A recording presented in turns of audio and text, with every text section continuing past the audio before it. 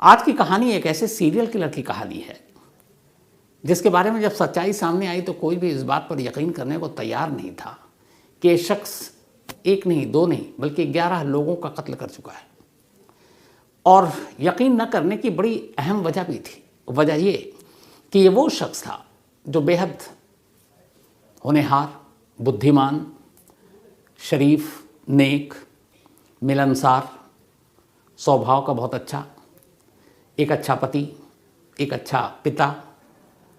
इसके अलावा उसे आयुर्वेद की पूरी नॉलेज, रियल एस्टेट की उसे पूरी जानकारी, साथ ही अलौकिक शक्तियाँ जो होती हैं उसका ज्ञान, पूजा पाठ, तंत्र मंत्र, इन सब चीज़ों का ज्ञान, और इन सब से ऊपर एक ऐसा शख्स जिसको खजाने की खोज का माहिर माना जाता था। तो सोचिए इस आदमी के कितने रूप, कितने शक्ल, कितनी खासियत, कितनी खूबियाँ।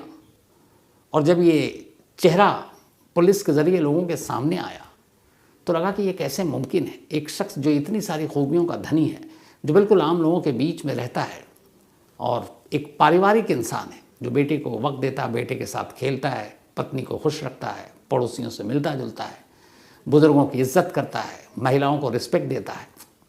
वो आदमी ऐसा कैसे कर सकता है? लेकिन जैसा कि शुरू में कहा और टीज़र में भी है, कई चेहरों वाला ये वो एक चेहरा था जिसके पीछे की एक खूंखार या खौफनाक कहानी दफन थी। यह कहानी हैदराबाद की है।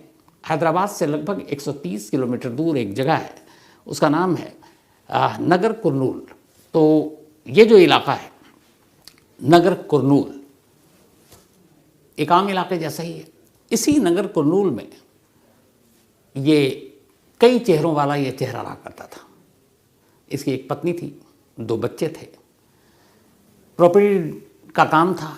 इसके अलावा इसके बाकी जो काम थे, आयुर्वेद का ये विशेषज्ञ माना जाता था, वैद्य, लोगों को दवाएं देता था फ्री में।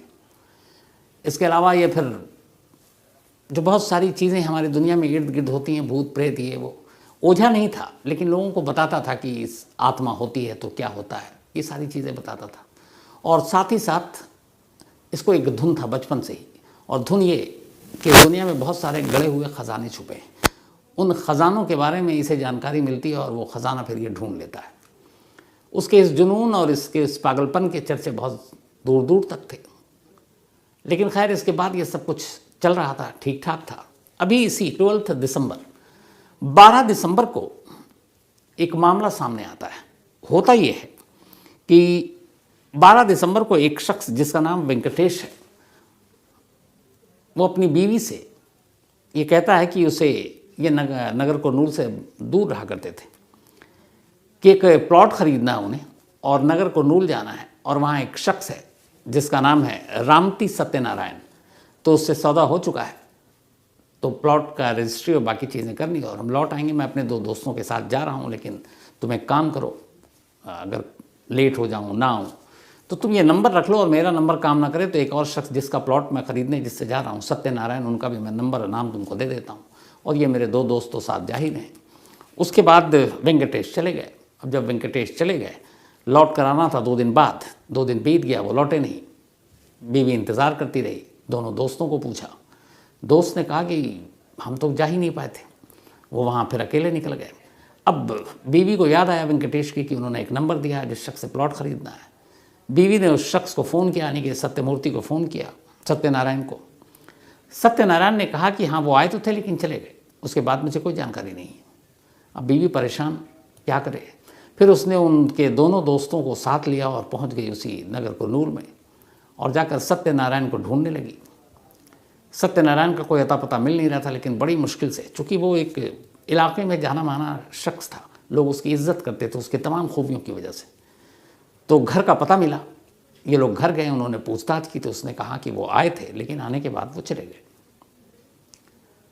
लेकिन पत्नी को शक हुआ, क्योंकि कुछ उनकी बातें और कुछ उसे लगा कि वो शायद थोड़ा डरा सहमा है। पत्नी ने जाकर पुलिस स्टेशन में कंप्लेन कर दिया। जब कंप्लेन किया तो अब पुलिस की मजबूरी थी कि इसको इन्वेस्टिगेट करना। पुलिस ने जांच शुरू की।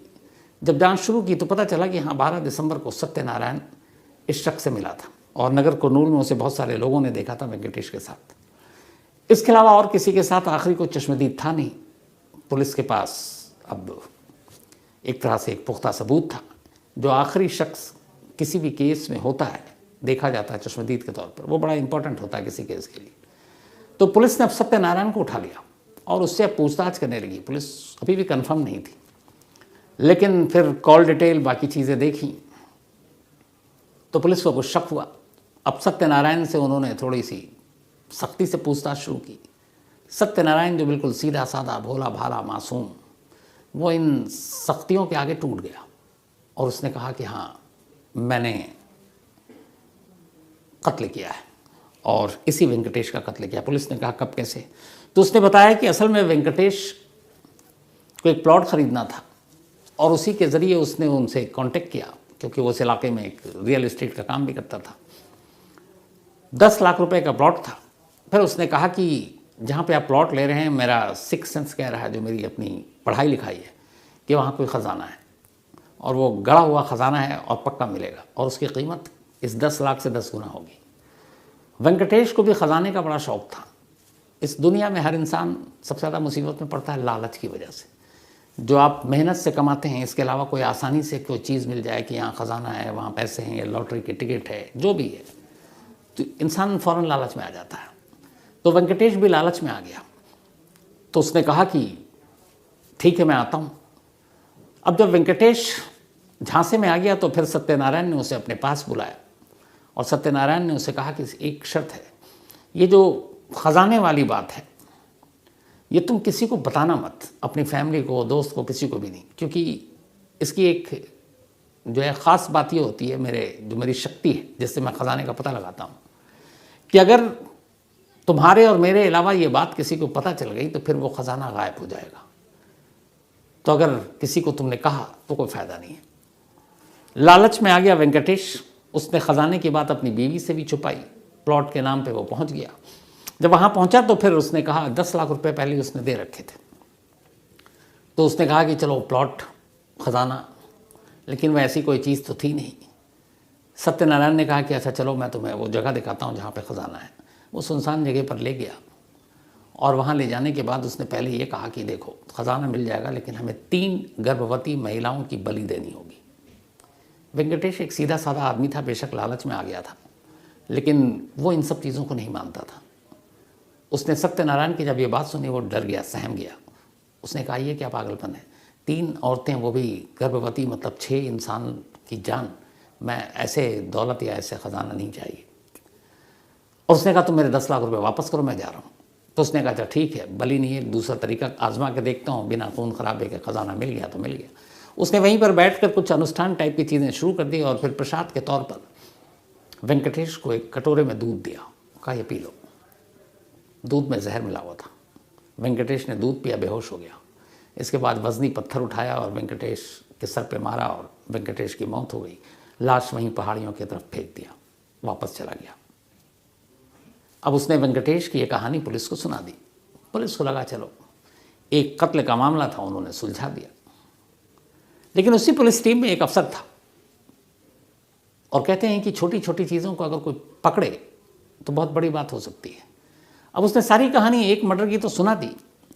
उस पुलिस वालों को याद आया कि इस इलाके में और भी कई, मतलब पिछले 2-3 सालों में कुछ कत्ल हुए हैं और वो अनसॉल्व्ड हैं, और कुछ ऐसे हैं जिनमें जिस तरह से वेंकटेश को मारा गया लगभग वैसे ही है। अनुष्ठान और पूजा और ये सारी चीज़ें, बातें उसे याद आने लगी। उसने कुछ कहा नहीं। उसने अपने मुखबिरों को लगाया और बोला कि यार पता करो इस नगर कुरनूल इलाके में और पिछले 2-3 सालों में कुछ हुआ ऐसा। मुखबिरों ने बताया कि हाँ, 2020 में एक पाशा नाम का शख्स था जिसकी अपनी एक ज़मीन थी, खेतीबाड़ी करता था। उस ज़मीन पर एक दिन पौधे लगाने के लिए जब वो ज़मीन को कुरेद रहा था तो कुछ पुराने ज़माने के टूटे हुए बर्तन बाहर निकले उसे। तो उसने देखा, उसे लगा कि उसकी ज़मीन के अंदर ख़जाना है। अब पाशा को ये मालूम था कि उसी के इलाके में रहने वाला सत्यनारायण ख़जाने का माहिर है, खोजी है, बहुत ज्ञानी है। तो उसने चुपचाप से ये बात सत्यनारायण को बताई और कहा कि ऐसे ऐसी बात है, मैं ज़मीन से ऐसे ऐसे पुराने दौर के बर्तनों के टुकड़े मिले हैं, मुझे नहीं मालूम कितने कीमती हैं। सत्यनारायण ने पाशा से कहा कि ठीक है, मैं देखता हूँ और अपनी शक्ति के ज़रिए पता करता हूँ तुम्हारी ज़मीन पर ख़जाना है कि नहीं। उसके बाद उसने उसको अगले दिन कहा कि हाँ, तुम्हारे ज़मीन में ख़जाना है लेकिन कहाँ कितने नीचे है ये बताने की फ़ीस लूँगा, पर उस ख़जाने की कीमत इतनी है जितना उसका एक प्लॉट था, और उस प्लॉट की कीमत थी 10 लाख रुपए। अमूमन ये 10 लाख के आसपास के ही चीज़ों पे नज़र रखता था। उसने कहा प्लॉट तुम मेरे नाम पे कर दो, इसकी रजिस्ट्री, इससे 10 गुना ज़्यादा ख़जाना तुम्हें मिलेगा और वो मैं ही दिला सकता हूँ। पाशा भी लालच में आ गया। उसने कहा शर्त यह है कि इस ख़जाने का जिक्र तुम किसी से नहीं करोगे, अपने घर में भी नहीं करोगे। सत्यनारायण की खूबी ये थी कि जब भी वो अपने शिकार को फांसता, फांसने से पहले वो उसका भरोसा जीतता था। वो उससे खूब सारी बातें करता और ये पता कर लेता थोड़ी देर में कि इस आदमी को किस चीज़ का शौक़ है, ये किस टॉपिक पे बात करना चाहता है। वो जिस टॉपिक पे बात करता सत्यनारायण उसी टॉपिक पर बात करता, इसलिए ताकि वो उसका भरोसा जीत सके। किसी को स्पोर्ट्स पे बात करनी है वो उस पर करता, फिल्म पे करनी है उस पर करता, हिस्ट्री पे करनी है उस पर करता, आयुर्वेद पे करनी है उस पर करता, अलौकिक शक्तियों पे करनी होती वो उस पर बात करना शुरू कर देता, ख़जाने की बात होती वो उस पर बात करना शुरू करता और लगातार बात करता। उसके बाद फिर वो अपने शिकार को फांसता और असली मकसद जो होता तब पूरा करता। इतना वो टाइम ले लेता कि सामने वाला कहता कि यार ये आदमी ज्ञानी है और वो उसकी पूरी तरह से चंगुल में फंस चुका होता और वो ऐसी कोई हरकत नहीं करता जिससे सामने वाले को शक होता। तो पाशा के साथ भी उसने ऐसे किया, उससे तमाम बातें की। फिर उसने कहा कि है लेकिन 10 लाख तुम ये प्लॉट मेरे नाम कर दो, ख़जाना इससे कहीं ज़्यादा कीमती है। पाशा लालच में आ गया। पाशा ने अपना प्लॉट उसके नाम रजिस्ट्री कर दिया, लेकिन वो ख़जाने को खोदने का काम शुरू ही नहीं कर रहा है। कुछ वक्त बीता, पाशा को गुस्सा है, उसने कहा तुम मुझे बेवकूफ़ बना रहे हो, तुम मेरा प्लॉट वापस कर दो। इसने कहा नहीं ऐसा नहीं, थोड़ा सा रुक जाओ। कुछ मोहलत दी, पाशा रुक गया। अब सत्यनारायण को लगा कि ये तो पीछा छोड़ेगा नहीं। एक रोज़ अचानक 2020 की बात, अप्रैल का महीना, उसने कहा कि कल मुझे पता चल गया है कि ख़जाना कहाँ है, लेकिन उस ख़जाने को खोदने से पहले एक अनुष्ठान करना होगा, अनुष्ठान तुम्हारे घर में होगा। पाशा खुश हो गया। अब वो सारा नींबू, काली मिर्च, जो भी चीज़ें होती सब लेकर घर पहुंचा, पूजा पाठ, और वहाँ पे घर पे उसने काम ये शुरू कर दिया और ये सब कुछ करके चला गया। पाशा ने ख़जाने की बात या सत्यनारायण को प्लॉट देने की बात किसी को बताई नहीं थी। देर रात ये सब कुछ हुआ और वो निकल गया। अगले दिन सुबह पाशा का एक कज़न घर में आता है, जो कि पाशा पहुंचा नहीं था खेत में। तो जब वो घुसा तो देखा कि रसोई में पाशा की लाश पड़ी है। जब वो अंदर कमरे में गया तो देखा कि पाशा की वाइफ की लाश पड़ी है। दूसरे कमरे में गया तो उसकी बेटी की लाश पड़ी थी। अब ऐसा लगा कि इन सब ने सुसाइड किया है, लेकिन फिर उसकी नज़र वो सारे पूजा पाठ की सामग्री पर पड़ी तो उसे लगा कुछ और है। फिर रिश्तेदारों ने पुलिस में खबर दी, लेकिन किसी ने आखिरी बार पाशा को देखा नहीं और इस ख़जाने और प्लॉट की बात किसी को पता नहीं थी, इसलिए मामला सत्यनारायण तक गया नहीं। जब ये कहानी और पाशा की फैमिली के कत्ल की बात आई तो फिर उस पुलिस वाले ने तफ्तीश अपनी तरफ से शुरू की तो पता चला कि हाँ, ये प्लॉट जो है रजिस्ट्री सत्यनारायण के नाम पर हुई। अब यहाँ कड़ी जुड़ी वेंकटेश और इसकी। उसने अपने साहब को बताया। अब साहब की भी आंखें खुली, उन्होंने पूछा। थोड़ी देर के बाद उसे लगा कि अब एक कत्ल में भी वही सज़ा है, 4 और बता दूं तो वही है। फिर उसने कहा साहब, वेंकटेश अकेला नहीं है, मैंने पिछले 3 सालों में 11 लोगों को मारा है।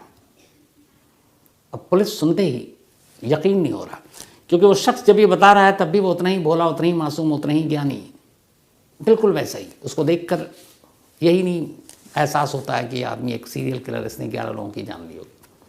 अब वो एक एक कर अपने शिकार का नाम बताता जाता है। जब शिकार का नाम बताता जाता है उसके हिसाब से पुलिस तफ्तीश करती जाती है। वो जो कह रहा था सब सच था। एक एक करके तमाम केस स्टडी, तमाम अनसॉल्व्ड मर्डर के केसेस उसी इलाके में, नागरकोनूर में पुलिस ढूंढती है और सब में सिमिलरिटी यही आती है कि ये सभी मामले ऐसे थे जिसमें या तो प्लॉट इन्वॉल्व था या पैसे दिए गए थे, और ये भी था कि 1-2 लोगों ने खामोशी से ही सही लेकिन ये कहा था कि शायद ख़जाना हमें मिलेगा, लेकिन कहाँ मिलेगा उन्होंने इसके डर से नहीं बताया। अब जो कुछ उसने कहा, 11 के 11 कत्ल की कहानी पुलिस के सामने थी। तफ्तीश शुरू हुई और सारे मामले सच निकले। अब पुलिस ने उससे लंबी पूछताछ की। उसने पूछा कि तुमने ऐसा क्यों किया। उसने कहा कि कभी मैंने सोचा नहीं था कि मैं एक कातिल बनूंगा। सीरियल किलर तो बहुत दूर की बात है। ज़्यादा पढ़ा लिखा था नहीं, ठीक ठाक अपने प्रॉपर्टी या रियल एस्टेट का धंधा से कमा लेता था। आयुर्वेद का भी ठीक ठाक चल रहा था। पैसे हालांकि लोगों से लेते नहीं थे, जो देने की हैसियत रखता उससे ले लेता था। लेकिन बचपन से एक जुनून, एक शौक़ था और उसे कई बार सपने आते थे कि उसे कहीं ख़जाना मिलेगा गड़ा हुआ। तो बहुत सारी उसने फिल्में सीरियल भी देखी, हिस्ट्री चैनल, और उस पर भी उसने ये देखा कि हाँ, जो ख़जाने की कहानियाँ होती हैं वो सच होती हैं। जो हमसे पहले की, क्योंकि सदियों से ये दुनिया चली आ रही है, कभी किसी की हुकूमत, कभी किसी की हुकूमत, पुराने ज़माने में अलग अलग राजा रजवाड़ों, और वो सारी चीज़ें कहीं ना कहीं बहुत सारे लोग जब भागे तो ज़मीन के अंदर दफन कर गए। तो ये हर चीज़ से ये था कि ख़जाना होता है, और कई बार इसको लगता कि शायद इसको मतलब सचमुच पता है कि ख़जाना कहाँ है, और इसने कोशिश भी की बहुत जगह ढूंढने की, जुनून के हद तक, पर ख़जाना कभी मिला नहीं, ऐसे मिलता है। फिर इसे लगा कि यार ख़जाना तो मिल नहीं रहा, लेकिन चलो अपने इस जुनून का इस्तेमाल पैसे कमाने के लिए करते हैं। तो उसने सबसे पहला तरीका ये अपनाया कि जिस शख्स से उसे पैसे लेने हैं तो उसके पास पैसा हो या प्लॉट हो। दूसरा, कभी उसका नाम ना आए, क्योंकि वो एक पारिवारिक आदमी था, उसके बहुत सारे चेहरे थे, सारे शराफत के चेहरे। तो उसे लगा कि ये बात तो फैल सकती है। तो वो सबसे पहले पैसे, ख़जाने, किसी चीज़ की बात नहीं करता, वो सिर्फ मिलता, चाहे वो दवा देने के बहाने, चाहे वो कहानी सुनाने के बहाने, किसी भी, और वो उनसे बातें करता, और बातचीत के ज़रिए वो उसका इंटरेस्ट पता कर लेता, और वो जिस मिजाज का आदमी होता उसी मिजाज में ये ढल जाता, और फिर बात करके निकल जाता, कुछ भी नहीं कहता। कई मुलाकात होती, कई मुलाकातों के बाद सामने वाले को लगता है कि यार ये आदमी आता है और देखो कितनी अच्छी प्यारी प्यारी बातें करता है, ज्ञान की बातें करता है, चला जाता है। फिर जब सही टाइम आता, जब वो पूरा भरोसा जीत लेता, तब धीरे से कहता कि फ़लाने जगह पे एक ख़जाना है, और वो ख़जाना तुमको मिल सकता है, पर ख़जाना ढूंढने की कीमत जो भी 2 लाख से 10 लाख, लेकिन शर्त यह है कि जैसे ही तुमने अपने दिल से बात निकाल कर ज़ुबान पर ये लाई ख़जाने की, समझ लो ख़जाना गायब, क्योंकि ये सब शक्तियाँ हैं ऊपर से जो काम करती हैं और जो मेरे अंदर ये आती हैं और मुझे पता चलता है। तो अगर किसी को भी बता दे तो फिर ख़जाना नहीं मिलेगा। और इस तरह से एक एक कर लालच में उसने तमाम लोगों को मारना शुरू किया। उससे पूछा गया कि तुमने, ठीक है, अलग अलग लोगों को ख़जाने पैसे के लिए मारा, पर पाशा की पूरे परिवार को क्यों मार दिया? तब उसने कहा कि मैंने पाशा से कहा था कि तुम्हारे घर पर अनुष्ठान करना है और तुम रहोगे, और घर पे कोई नहीं रहेगा। लेकिन इत्तेफाक से पाशा की पत्नी, पाशा की बेटी, ये लोग उस दिन घर पर मौजूद थे। तो उसे लगा कि अब अगर वो पाशा को सिर्फ मार कर चला जाता है तो ये सब जिंदा चश्मदीद होंगे कि रात यहाँ क्या हुआ। तो उसने कहा कि मैंने ऐसा सोचा कि इसको सुसाइड दिखा दूँ, और अपने देश में ऐसे अलग अलग इलाकों में बहुत सारी चीज़ें हुई हैं जहाँ पे पूजा अनुष्ठान के साथ लोगों ने परिवार के साथ सामूहिक खुदकुशी कर ली है। तो उसे लगा कि जब ऐसा होगा तो पता नहीं चलेगा। तो उसने क्या किया कि उस दिन अनुष्ठान रखा और प्रसाद के नाम पर वही दूध दिया, और हर शिकार को इसने प्रसाद के नाम पर दूध पिलाया, और उस दूध में हमेशा जहर होता। तो पाशा के परिवार को भी इसने प्रसाद के नाम पर, पूरे परिवार को ही, अब चूँकि घर में सारे लोग थे, एक मरते तो बाकी बता देते, तो उसने मजबूरी में सबको दूध पिलाया। दूध पिलाने के बाद इसमें तो जहर, ऊपर से उसने हाथ से फिर बेहोशी हो गए, सबका गला घोटा और निकल लिया। तो लाश पे ना कोई चोट के निशान, ना गोली के निशान, ना चाकू के निशान। घर में पूजा पाठ की सामग्री, जिसने भी देखा ऐसे ही लगा कि, और ये सब बुराड़ी से, मतलब पहले हो चुका था बुराड़ी, ये बाद में हुआ है। तो बुराड़ी की कहानी भी लगभग हर एक के जहन में ताज़ा है। तो ये हुआ कि ये लोग भी कहीं किसी इस तरह की दैवीय शक्ति या कुछ और इन चीज़ों में आकर परिवार ने खुदकुशी कर ली। तो वह इकलौता ऐसा मामला था जिसमें उसने एक को नहीं बल्कि पूरे परिवार को मार डाला, क्योंकि वो बाद में उसके खिलाफ गवाही दे सकते थे और उसका भांडा फूट सकता था। बाकी सब उसने सिर्फ उन लोगों को मारा जो उसके ख़जाने के लालच में आए। जब उसकी गिरफ्तारी हुई और ये कहानी मीडिया में वहाँ लोकल आई, कहते हैं उसकी बीवी और बच्चे यकीन ही नहीं कर पाए, पूरा पड़ोसी यकीन नहीं कर पाया, क्योंकि उन्होंने जब भी सत्यनारायण को देखा था उन्हें लगता था कि इससे बेहतर, इससे अच्छा, इससे सच्चा, इससे मिलनसार इंसान कोई हो नहीं सकता। हमेशा चेहरे पे मुस्कुराहट, बहुत ही नर्म लहजे में बातचीत, हमेशा नज़रें झुकाकर चलना, मतलब एक शराफत की जो भी डेफिनेशन या परिभाषा हो सकता है, वो सारी चीज़ें उसके अंदर। लेकिन इन चेहरों और इस बॉडी लैंग्वेज और शराफत के पीछे का जो दूसरा चेहरा था, वो एक सीरियल किलर का चेहरा था। तो इस कहानी से एक सबक ये मिलती है कि ज़िंदगी में कभी भी जो अच्छा और बहुत मीठा बोलते हैं, या आपके साथ बहुत घुल मिल कर रहते हैं, ऐसा लगता है कि आपके बहुत खैर खा है, आपकी केयर करते हैं, आपकी फ़िक्र करते हैं और कुछ ज़्यादा ही करते हैं, हमेशा बचिएगा।